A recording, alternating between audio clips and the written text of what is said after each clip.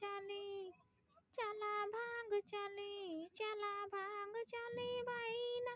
शहर बनारस में चला भांग चली टनाटन बोले समधी के डीजल गाड़िया टनाटन बोले गाड़ी फंस गए जमीनिया में समाधि फंस गए बहिनिया में चला भाग चली बहिना शहर बनारस में चला भाग चली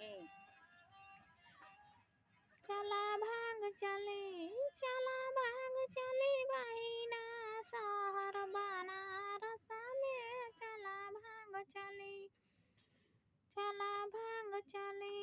चला भाग चली बहिना शहर बनारस में चला भाग चली टनाटन बोले समधी का डीजल गाड़िया चला भाग चली टनाटन बोले अगुआ के डीजल गाड़िया चला भाग चली